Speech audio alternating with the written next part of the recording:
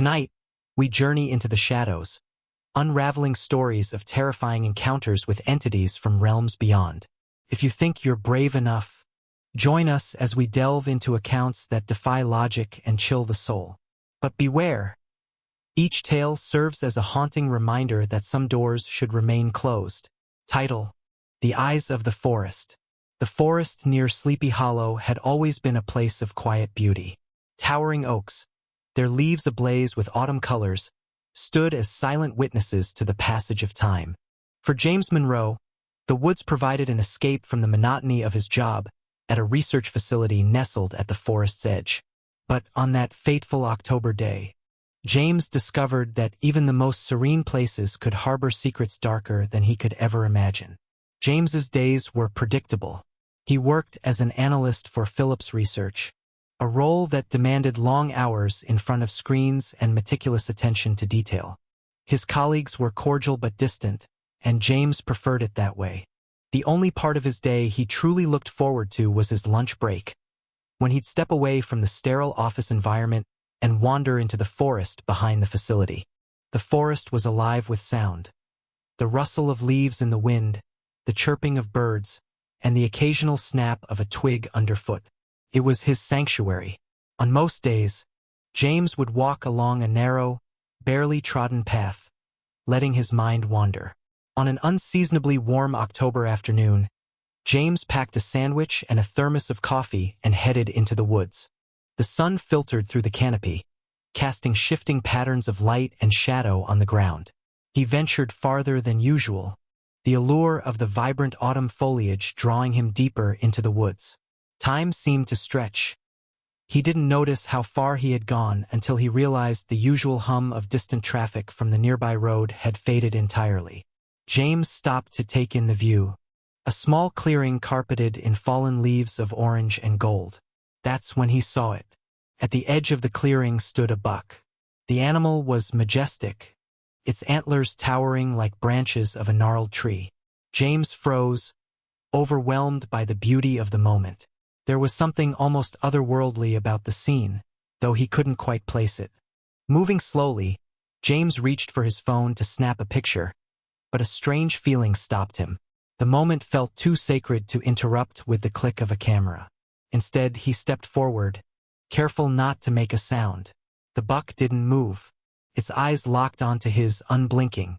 James took another step, then another, until he was so close he could see the texture of the buck's fur. That's when he noticed the details that shattered the serenity of the scene.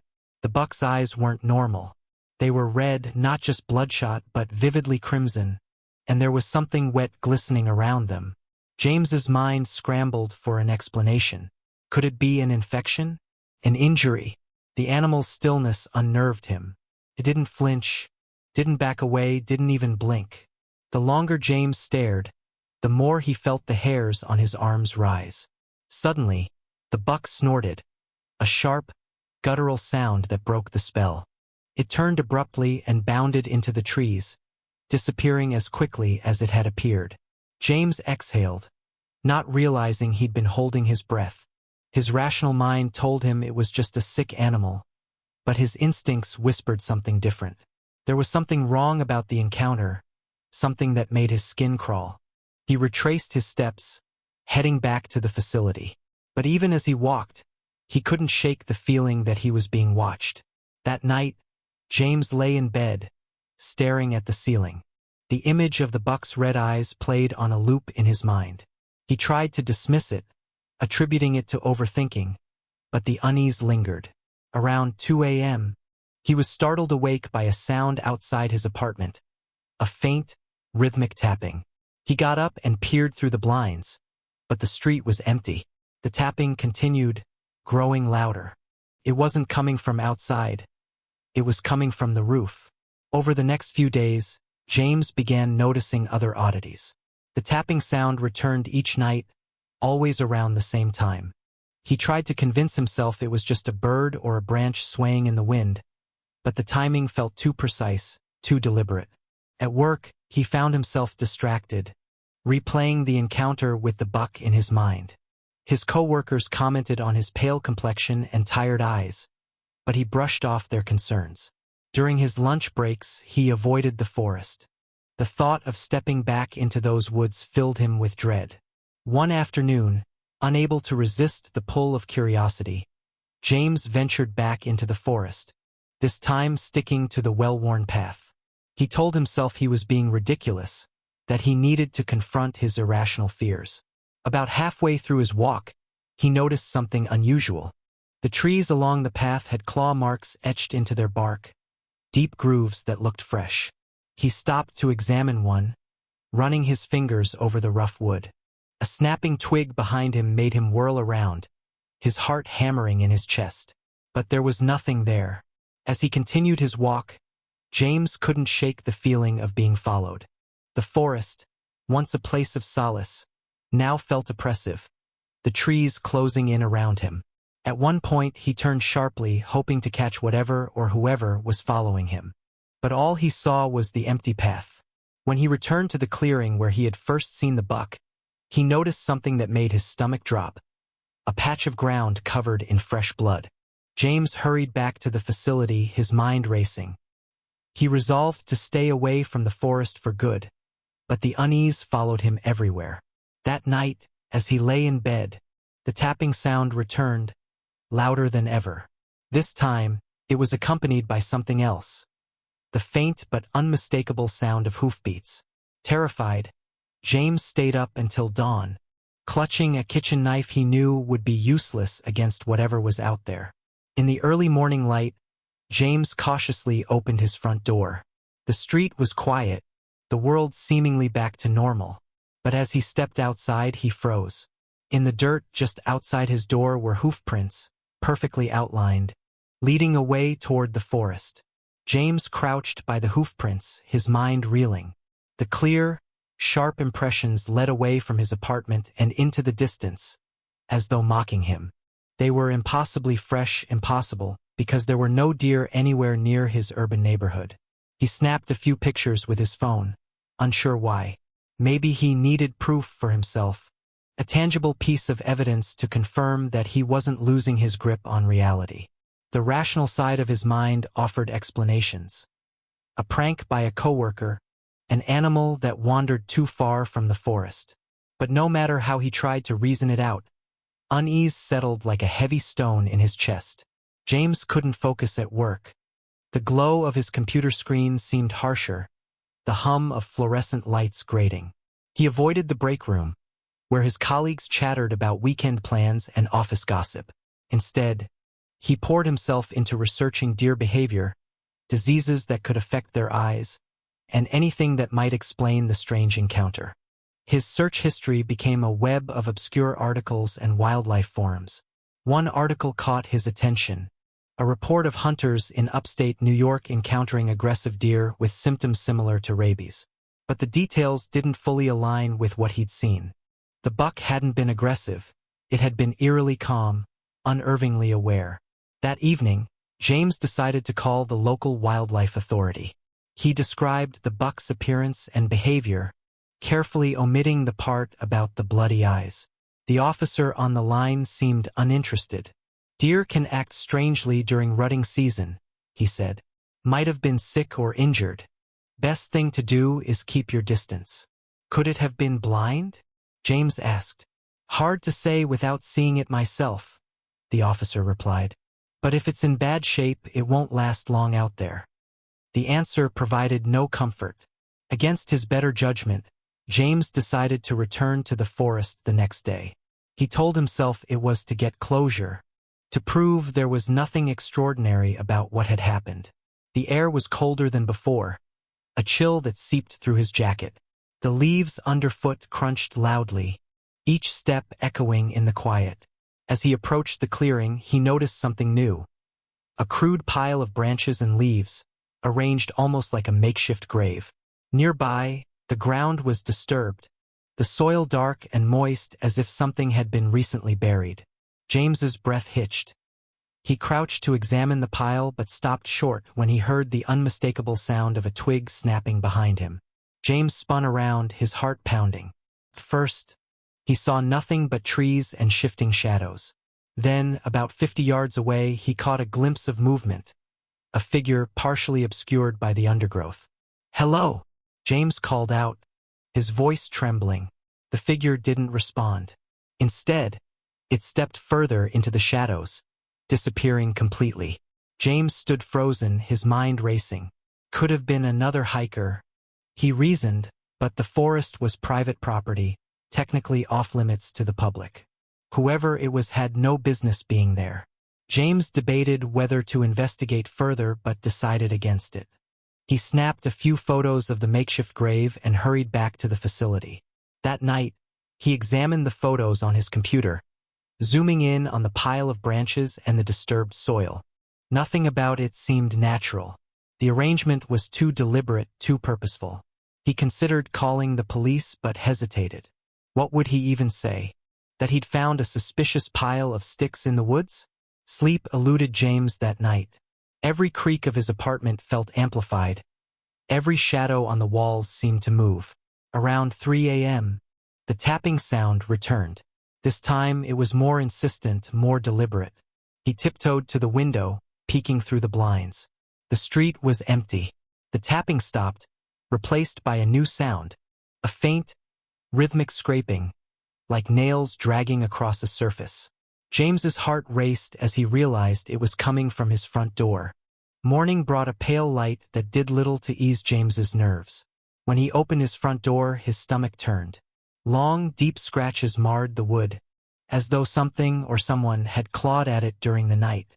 He called the building manager, who dismissed it as likely the work of a stray animal. But James wasn't convinced. The marks were too precise, too intentional. Determined to make sense of the escalating events, James began digging into the history of the forest. He scoured local archives, online forums, and old newspaper clippings. One article from the 1980s caught his eye. It detailed a series of disappearances in the area, all linked to hikers who had ventured too far into the woods. The cases were never solved, and the forest had since gained a reputation for being cursed. James dismissed the supernatural implications but couldn't ignore the pattern. The disappearances, the warnings, the strange occurrences, they all seemed connected. The next day, James overheard a conversation at work that sent chills down his spine. A coworker mentioned that a local man had gone missing, last seen near the forest. James's pulse quickened. He debated whether to share what he'd seen but decided against it. Without concrete evidence, he'd only sound paranoid. That night, the tapping returned, louder and more insistent than ever. This time, James didn't stay inside. Armed with a flashlight and a baseball bat, he stepped out onto his porch, determined to confront whatever was tormenting him. As he scanned the darkness, his beam of light caught something that made his blood run cold. A pair of crimson eyes staring back at him from the edge of the woods. James's breath caught as the beam of his flashlight locked onto the glowing red eyes. His grip on the bat tightened, but his legs felt rooted in place. The eyes didn't move. They just stared, unblinking, from the shadows at the forest's edge. "Who's there?" James called, his voice betraying his fear. The silence stretched on, oppressive and thick. Finally, the eyes shifted, and a low, guttural sound broke the stillness. A sound that was neither human nor animal. James took a step back, his instincts screaming at him to retreat. The eyes vanished as suddenly as they had appeared. James didn't sleep that night. He sat at his kitchen table, the bat within arm's reach, his thoughts racing. Whatever he had encountered was no ordinary animal. The scratches on his door, the tapping, the figure in the woods. It all pointed to something deliberate, something targeting him. He couldn't keep running. He needed answers. By dawn, James had made up his mind. He would return to the forest and follow the trail wherever it led. Armed with a backpack filled with supplies, a flashlight, a camera, a knife, James set out. The morning air was cold and still, the kind of silence that felt unnatural. The trail of hoofprints was fainter now, but he could still make them out, leading deeper into the forest. James followed them cautiously, his senses on high alert. After about an hour, he reached a clearing he hadn't seen before. In the center stood a decrepit hunting blind, its wooden slats warped with age. As he approached, he noticed something chilling. The ground around the blind was littered with bones, some small, others disturbingly large. The hunting blind smelled of decay. James hesitated before stepping inside, the creak of the wood beneath his feet echoing in the stillness. The interior was sparse, with a broken chair and a rusted rifle leaning against the wall. But what drew his attention was the makeshift shrine in one corner. A pile of antlers, arranged in a grotesque, ritualistic pattern. James snapped a photo, his hands shaking. He couldn't shake the feeling that he was being watched. As James left the blind, he nearly collided with someone. A man, grizzled and weathered, holding a shotgun. "Who the hell are you?" The man barked, his eyes narrowing. James raised his hands, his pulse racing. I'm just looking around. "This is private property," the man growled. "You're trespassing." "I didn't mean to. James hesitated, debating whether to mention the strange occurrences. Finally, he blurted, "I saw something out here. A deer." Its eyes were. The man's expression darkened. "You need to leave. Now." James didn't argue. He left the clearing, but his curiosity burned brighter than ever. The man's reaction had confirmed his suspicions. There was more to this than he could explain. That evening, James went online, searching for any mention of the forest, the blind, or the strange phenomena he'd encountered. He stumbled upon a forum dedicated to local legends and folklore. One thread caught his eye: the curse of Red-Eyed Buck Hollow. The posts were a mix of rumors and hearsay. Some claimed the hollow was haunted by the ghost of a hunter who had been killed in a freak accident. Others spoke of a strange disease affecting the deer in the area, driving them to madness. One post stood out. It described a series of disappearances over the years, all connected to people who had seen the red-eyed buck. The poster warned against lingering in the forest, claiming that once you were marked, there was no escape. James's blood ran cold. Despite the warnings, James returned to the forest the next day. He couldn't shake the feeling that he was on the brink of uncovering something significant. He retraced his steps to the hunting blind, but this time he found it abandoned. The shrine of antlers had been dismantled, and the bones were gone. James felt a surge of frustration and fear. Whoever had been there was trying to erase evidence. As James pressed further into the woods, he noticed the smell of decay again. Following the scent, he stumbled upon a shallow grave, partially unearthed by animals. The sight made his stomach churn. It was a body partially decomposed, its features unrecognizable. James took a step back, his breath coming in short gasps. He called the police, giving them the location and waiting anxiously for them to arrive. James spent hours at the police station, recounting his story. The detectives were skeptical, their questions probing. "Why were you in the woods?" one asked. "I was looking for answers," James replied. "Answers to what?" James hesitated.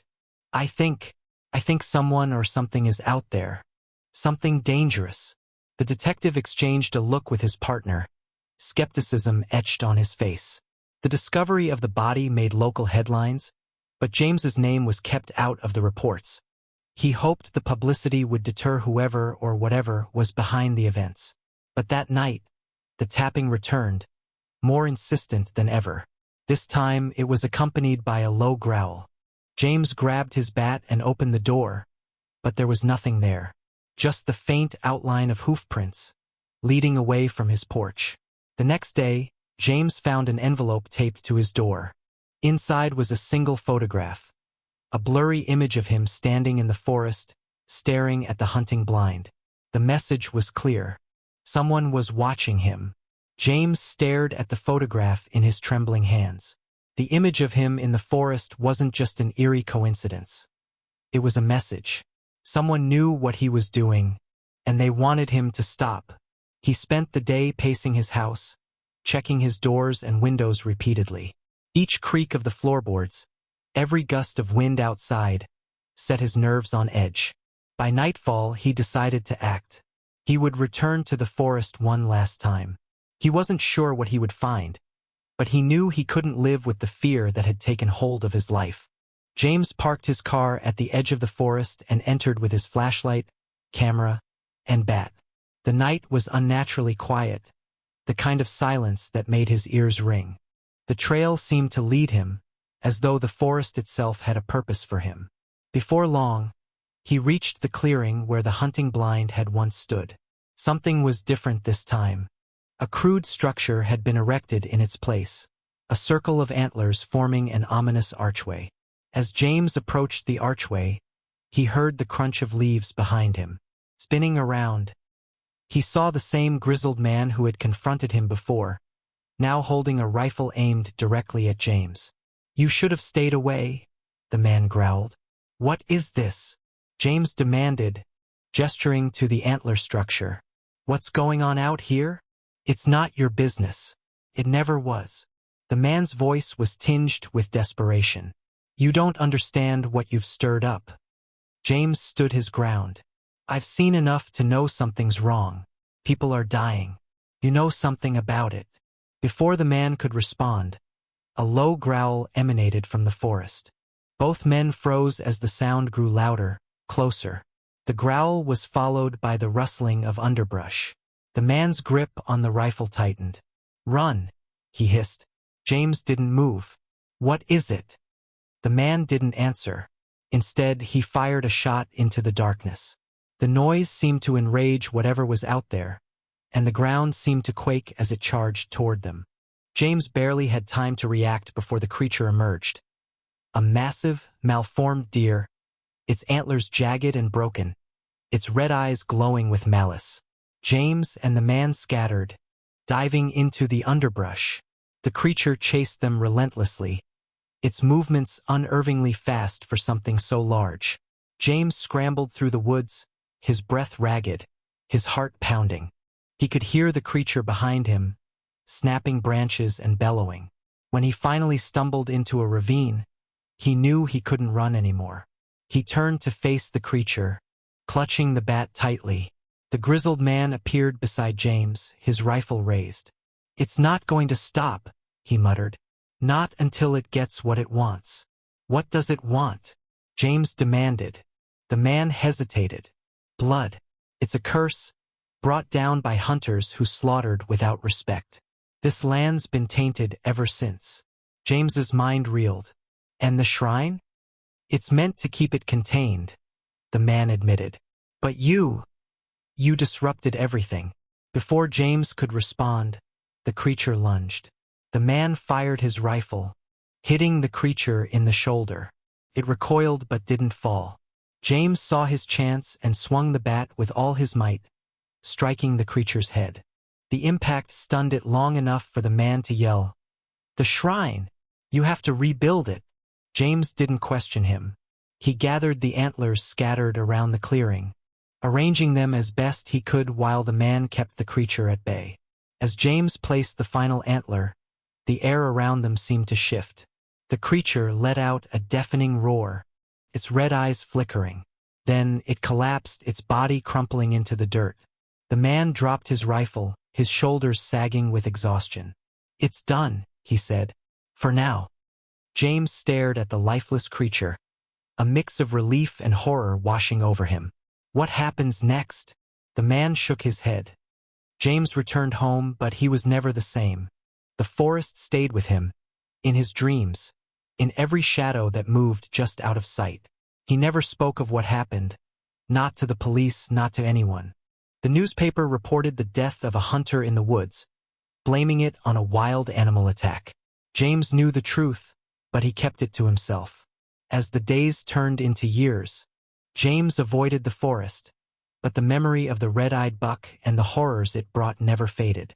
Sometimes, on quiet nights, he swore he could hear the growl again, faint but unmistakable, carried on the wind.